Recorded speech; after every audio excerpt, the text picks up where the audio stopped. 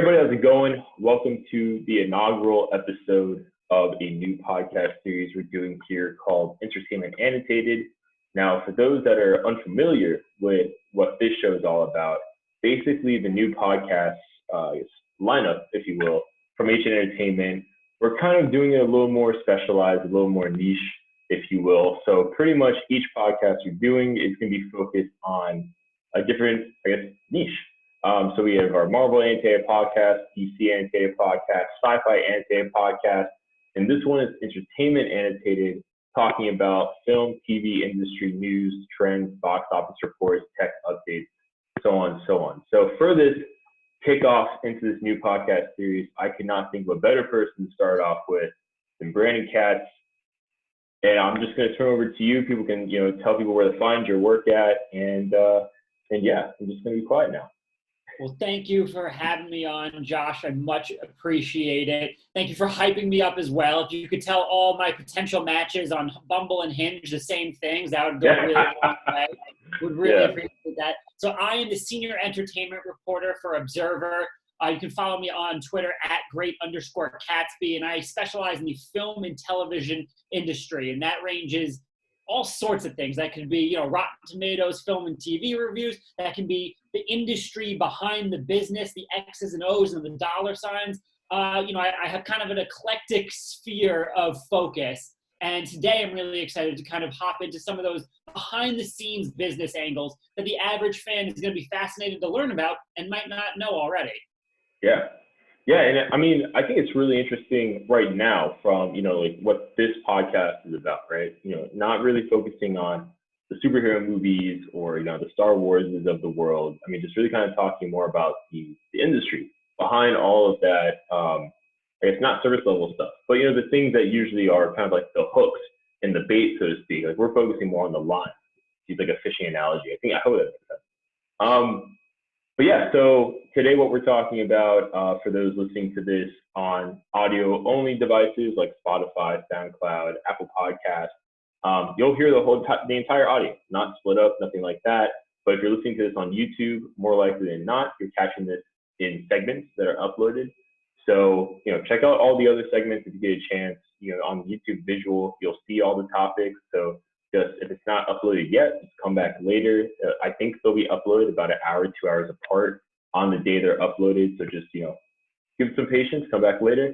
Or check out the entire audio thing, because we have some really great topics here. The first one is talking about I always want to say FanDome, because I thought it was DC FanDome initially, but I was corrected. It's FanDome. Because I guess it plays into the whole thematic thing they had going on with all the heroes and stuff. They wanted to make it seem like, this kind of coliseum, which cool, great branding, but my brain is like FanDome. Exactly. Yeah, and I felt so stupid when I finally caught on, like there is an E at the end. Like that's the thing. But yeah, we're going to talk about, that whole event and focus more on kind of just how the future of Expos going forward, the kind of legacy this could have. The second one, we're talking about movie theaters reopening, which is definitely, I actually just had my roommate before we were recording ask me like, hey, so when are we going to go see Tenet? And I was like, let's, pause that for a second. We can come back to that conversation later about Tenet, but I know New Mutants is out as well. And then the third topic we have here is talking about, the growing trend of scripted podcasts. And then for our final topic for this episode, we're talking about this really cool new cloud tech that was unveiled for film studios to use to do productions. And I mean, I think it's a great case of innovation during this time, that announcement.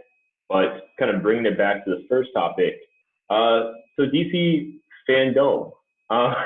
Nailed it, Josh. Knocked it out of the park on that one. Yeah, I mean, it was a huge event. I mean, Twitter's basically trending all day about it. I know for Warner's, it was a huge success just because of the amount of impressions and just for the trailers. I mean, they generated a lot of excitement for the Suicide Squad. That was really exciting, even though, it's one of those things where I get conflicted a lot of times when they're doing these events, because I really want to not be spoiled. But then at the same time, there's that audience and there's the opposite audience, like the antithesis of that, where they want to spoil everything before it happens. So unfortunately, they revealed the villain of the Suicide Squad. And an hour before the panel, someone had already tweeted out, what that reveal is going to be, basically. And then, you know, people were tweeting out, of course, you know, fake things like this Batman Beyond thing that looked really real. And everyone's excited for, like, oh my God, are we getting a new Batman Beyond series reboot or like a video game? But of course, you know, it was Arkham Knights, and it was, what was the other one? It was Arkham Knights, and I can't remember the other Batman game. Suicide Squad. So not Batman, but yeah, it was really cool. But I mean, the Batman trailer. I mean, you saw that, right? I know you saw that. I've seen it 500 times since. You know, I watched it at least 3 times today. You know, a week later from DC FanDome. So that's something that I can't stop watching, really. And there's the Snydercut trailer. Snydercut trailer, like you said, behind the scenes look at Suicide Squad. You know, we got to look at some of the Black other Adam. things. Yeah, exactly. Really exciting day overall. Yeah, I gotta say though, for the Snydercut trailer, for Zack Snyder, I don't know, they keep alternating names. They'll have like hashtag Snydercut, and then they'll call it, you know, Zack Snyder's Justice League, and then Justice League the Director's Cut. And I'm like, I need just like a unified name at this point, because I'm trying to figure out what I'm gonna look for. And also, like, you know, on HN side, and when we make content about it, I don't want to call it like a bajillion different things. You know, I could care less about between the 3 names which one it is. I just want to know. But I thought it was really interesting how this was the most Zack Snyder trailer I could have ever thought about. I mean, it had Hallelujah, it had slow-mo, it had, like, you know, tons of imagery, like religious imagery. I mean, I was just like, if you took Zack Snyder and you compressed him into like a Zack Snyder juice to drink, this is what like the personification of that in film would be. This trailer. I agree completely. If you were on board with Snyder's style and approach to filmmaking, then you are 100% on board with the Justice League trailer, because it was Zack Snyder distilled into 2 minutes of perfect celluloid. You know, I'm not the biggest Snyder fan. I'm not really sure if the Snyder Cut is high on my list of priorities. If other people enjoy it, that's great, good for them. It was just humorous, as you say, to be so on brand. Yeah. You know, he using Hallelujah, which he used in a pivotal scene in Watchmen, which I actually do really enjoy overall. It was very much on brand. And so in some ways, it's almost comforting to be like, you know what? I had expectations for this, and you met them completely. Yeah, and I think a lot of people are nervous about the movie, but I actually think it's going to be good, because the biggest problem I've ever had with Snyder's production is I don't think he's a good director for studios in terms of like, all right, you know, we want a 1.5-hour, 2-hour film, so we can cram as many showings as possible. That's our goal. He's not your guy for that. You know, this is a guy who is more of like a Lord of the Rings kind of movie maker, in terms of like, he's going to make this big epic, and you need to give him the screen time to properly do it, which is why all of his extended cuts are always so much better than the theatrical cut, I find, at least. I mean, Watchmen extended was better. Batman v Superman extended was better. There was no Man of Steel extended, I don't think. But I think there's an extended for 300 I heard good things about. So, I mean, if you're letting the dude have his whole 3-4 hours of Justice League, you know, I think it's going to be better than people expect, I guess I should say, if you're judging it based on prior Zack Snyder films. But the Batman, I think, really stole the show. Absolutely. And just a huge, huge reveal, considering they've only shot 25% of the film. And exactly. I wrote about this for Observer and have said it on podcasts since. But to me, trying to stay away from kind of a hyperbole, first reaction, type of response, it still was very reminiscent, in my opinion, of David Fincher's Seven, in that this detective noir story with a psychological bent is unfolding in this kind of patient, grounded, and realistic manner.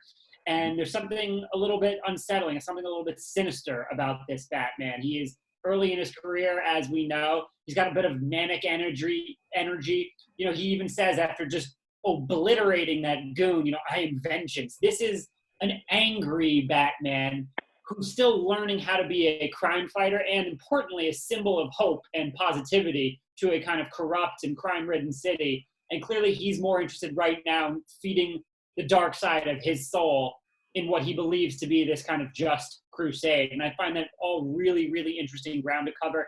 It's a bit of a fresh perspective on an oft-represented character. And it's more in the vein of Christopher Nolan's Dark Knight trilogy in that you have a singular filmmaker with a unique and specific vision to create an entire universe. And Warner Brothers is kind of being like, here, do your thing. We're going to get out of the way. And so all good things, in my opinion. A trailer was phenomenal, in my opinion, and I'm really, really looking forward to the Batman. Yeah, and I think this trailer was great. I think more trailers should be like this. You know, like you only use, let's say, you filmed the first third or 30% of the movie, whatever. Like, just use that. Yeah. Because there's obviously so much more that's going to happen, but because they were so limited in the footage they could use, it innately makes it so we can only be so exposed to, you know, actual. I mean, like we didn't even get to see. I don't think people realize this, but we didn't even get to see the actor playing the Riddler's face. Like I think Paul Dano is how you say his name correctly. We didn't even see his face. We just saw presumably the Riddler doing, you know, what he was doing in the movie, but never actually saw his face. We never saw Andy Serkis's face. We saw Robert Pattinson, but barely. You know, like really in my mind, I feel like we barely saw him, you know, in terms of like when he's Bruce Wayne, we saw like at that funeral service, but that was just a scene.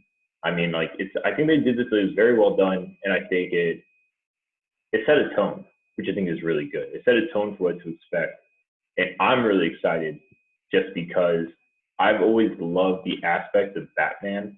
And this is fresh in my mind because one of the things coming out this upcoming week for HN, or it's upcoming week as we record, but the week of, I think, when this comes out, but we're doing these kind of like character breakdowns for like a bunch of Zack Snyder introduced versions of Justice League characters in honor of the Snydercut coming out that we felt didn't really get the full kind of digestible understanding with audiences. Like what's his Lex Luthor is a character we're doing, Cyborg, and Ben Affleck's Batman is one.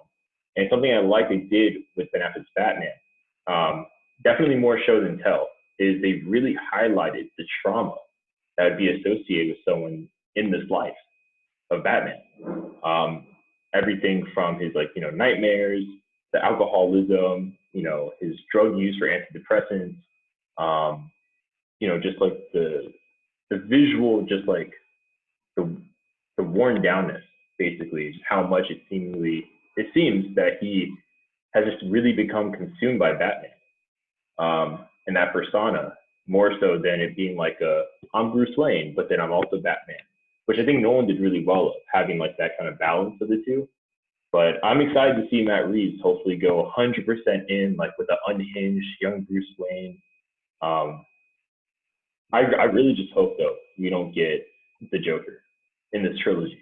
Like I hope the Joker is such a commercial villain at this point that I think we might, just because the studio might insist on it because he can sell tickets. But man, I mean, we have, you know, just in this last, you know, 15, 20 year period, we have Heath Ledger's, we've got Jared Leto's, we've got multiple Jokers on Gotham, we've got multiple comic storylines featuring multiple Jokers. Yeah, we've obviously got Joaquin Phoenix recently. We are probably overly saturated with iterations of the Joker, and I can see how the more you put into the market, the more difficult it becomes to do something fresh and new. So I agree with you. I hope that they stay away from the Joker completely. I think the Court of Owls or somebody like that would be a great overarching villain to have in here that could occupy a lot of mental real estate where you don't need the Joker. Having said that, if I was a betting man, which I absolutely am, I would bet on Warner Brothers having some illusion, some representation of Joker at some point in these three films. But ultimately, I agree with you. We don't need him at this point. You know, why not put him on ice for 5 years, reintroduce him down the line for a new audience? Yeah. I mean, I just think also for a younger Batman, the Joker is one of those villains where it's like, I feel like that shouldn't be a villain we introduce until this is like peak Batman. You know what I mean? Like really Batman at the kind of climax of his career, so to speak.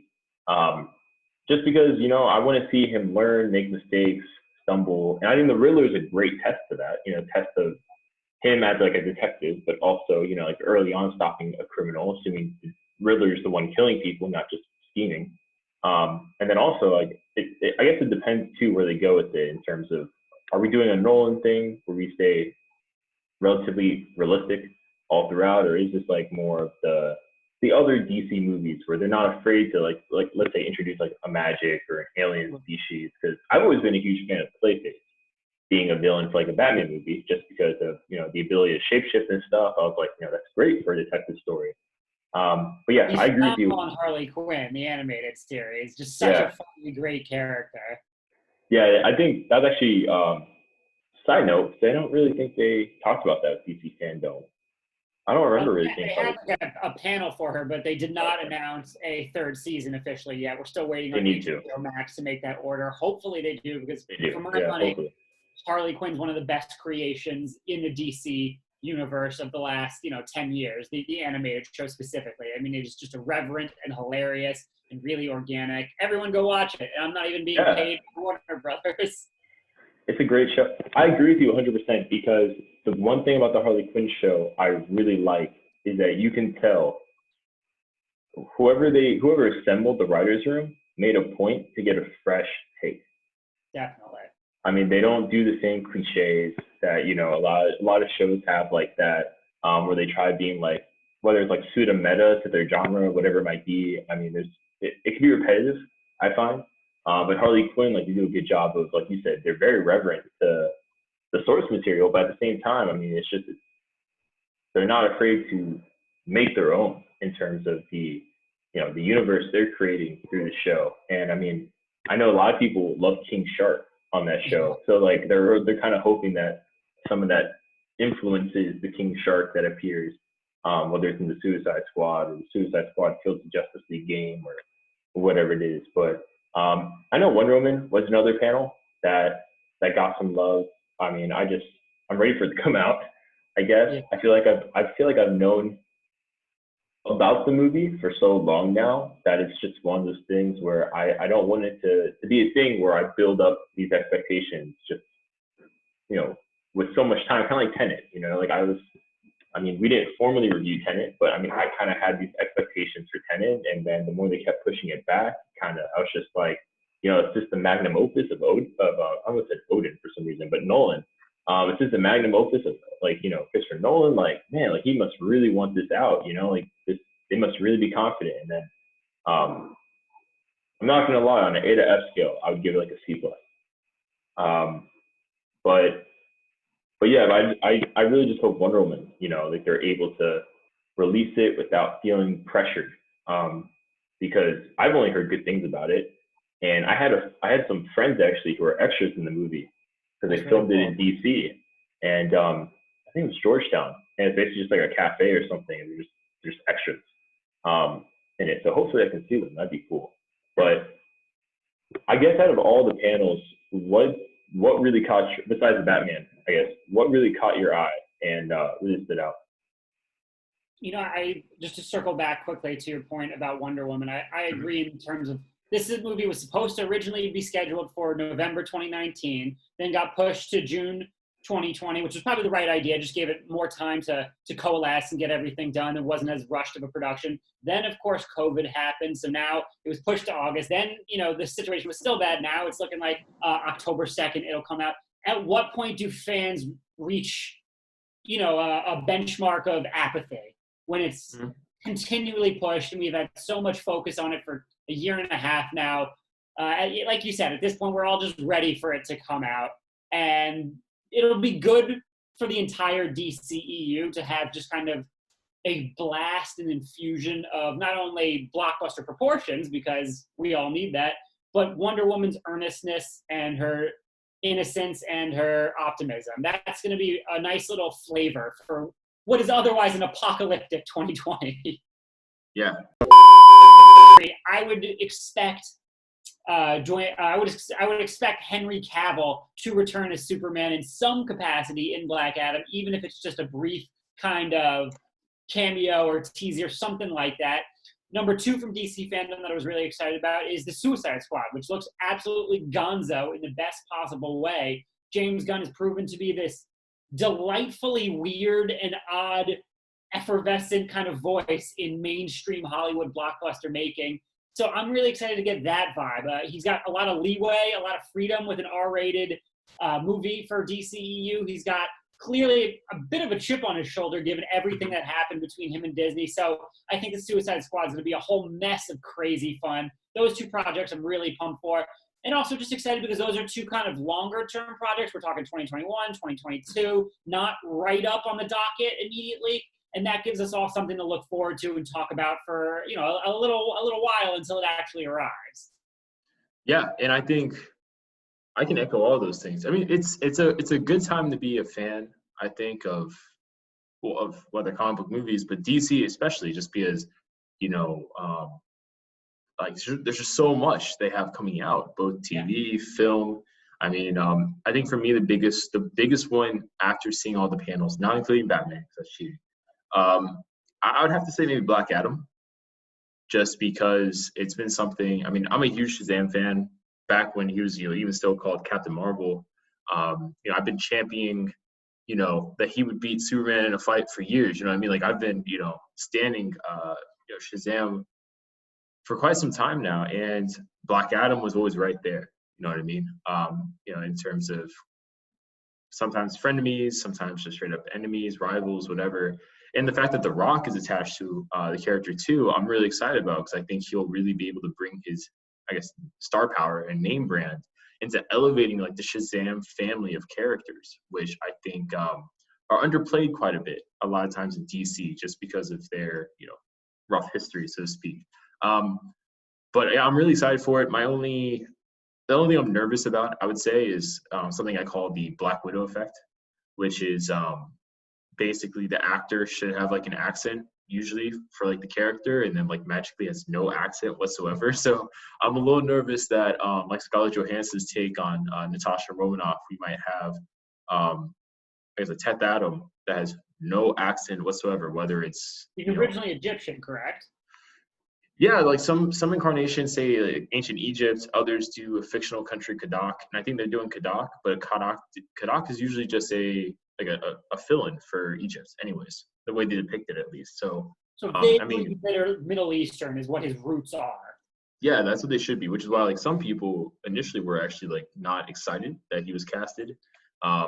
Understandably so, but The Rock benefits from, I guess what you would call it, the racial ambiguity, so to speak, at times, where like, he can get away with playing some characters, probably with some like, makeup and, costume design, they can get away with it. I mean, also Black Adam's a character, I feel like a lot of people aren't, like they're familiar with Black Adam, but they're not really familiar with Black Adam.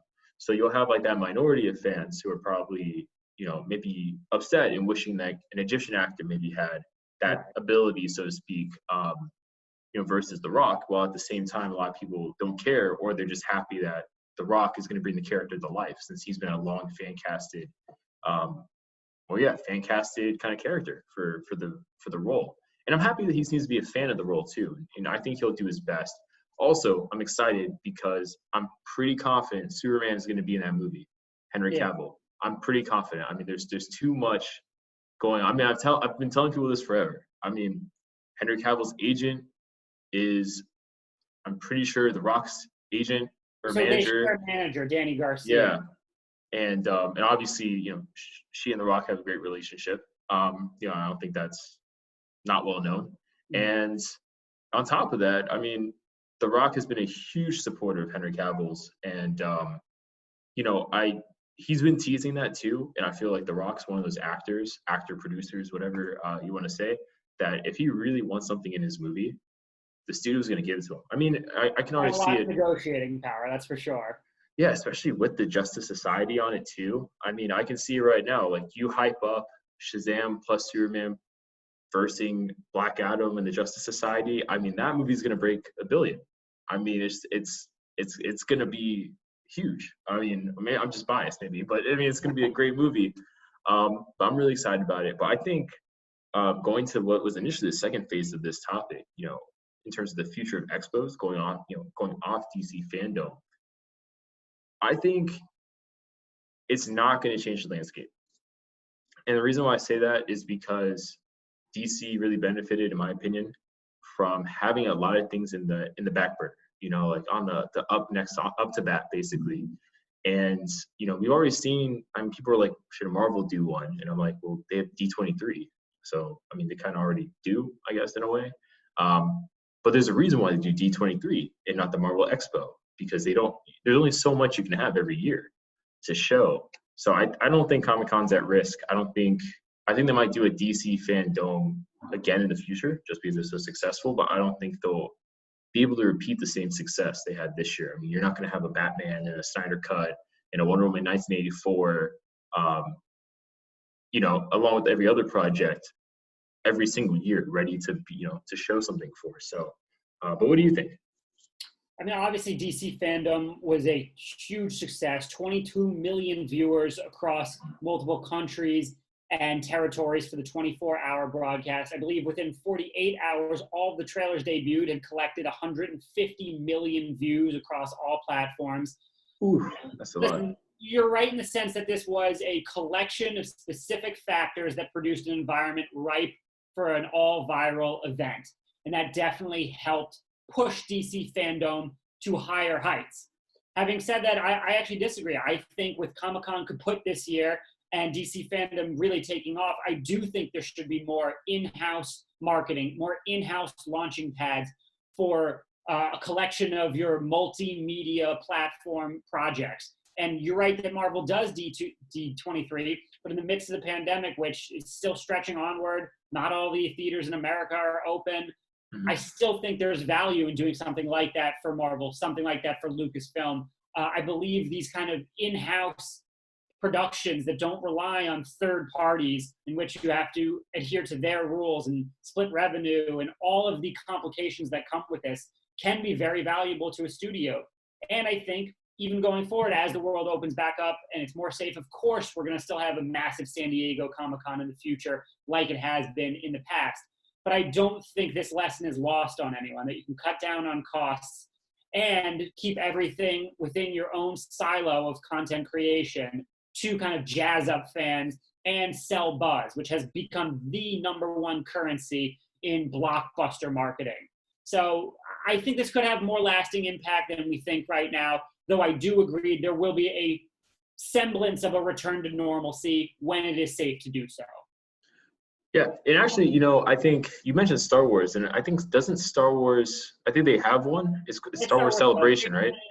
May the Fourth be with you and everything, but specifically, it's, there's been no hype on Marvel or Lucasfilm within the pandemic, other than kind of regularly reported news.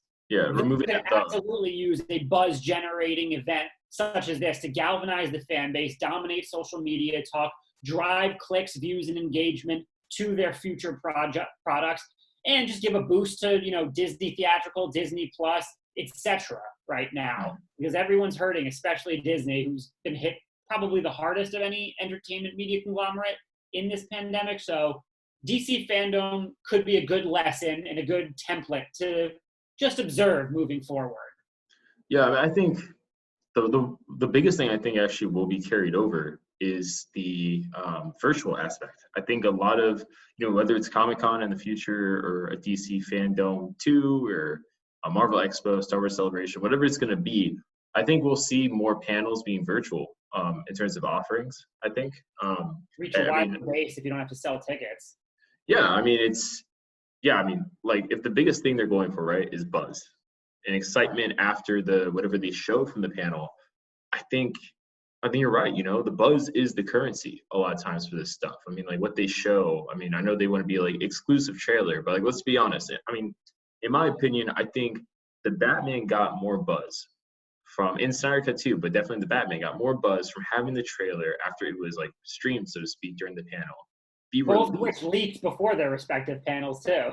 Exactly. Oh God, yeah, that's right. But like, I think it did more for the movie and the studio, having it able to officially be released, HD, all that stuff after the panel, versus, like in the case of Infinity War, at the I can't remember, a few years ago, Comic-Con, they had the Infinity War trailer. It was a little different than the first one they actually ended up releasing. But I know like the big moment everyone was excited for was seeing Thanos like ripping that moon and like throwing the chunks of it on Titan. And that was exciting hearing about it. But like, look what came of officially releasing it. You had people reacting to it formally, which is a big thing nowadays. You had people just retweeting it in general, memeing the trailer, doing like that thing where it's like the Batman trailer, but with music from this other movie, even though like Nirvana's still good. So, I mean, it was a good track selection, but whatever. But yeah, I just think there's so many more benefits to and for the actors, right? If you don't want to actually like be there, so to speak, you act for like your hour panel, whatever, and then turn it off and go to sleep or something. I don't know. But yeah, it's a bit easier. You don't have to be mobbed by fans and everything. Yeah. I can see the upside if you're an A-list actor. It's like, oh, these geeks again. Yeah, unless you're Henry Cavill and somehow no one recognizes you, which is like still nuts to me. How he was literally, you see that right on Times Square, Yeah, it's like in a Superman shirt, and no one. I was like, all you're doing is showing us that the Clark Kent theory is real. Like someone could just put on glasses and no one's gonna recognize them. But that's it for the episode 1 of Entertainment Annotated. For those that are listening all the way through, thank you very much. Greatly appreciated. Please provide feedback. I know my audio is not going to sound. Your audio sounds great, but I know my audio probably won't be up to the standard I usually would want it to, just because my mic decided to act fugly right before this. But hopefully for future episodes of this podcast and other podcasts on HNE, that could be remediated. And Brandon, thank you again for being on it. I appreciate you being on the inaugural episode. I feel like there's only certain viewpoints for people in the industry such as yourself that could be shared, especially when it comes to things that aren't just like superhero movies and stuff like that. So I really appreciate you being on the episode. Thank you for having me, good sir. Always a pleasure.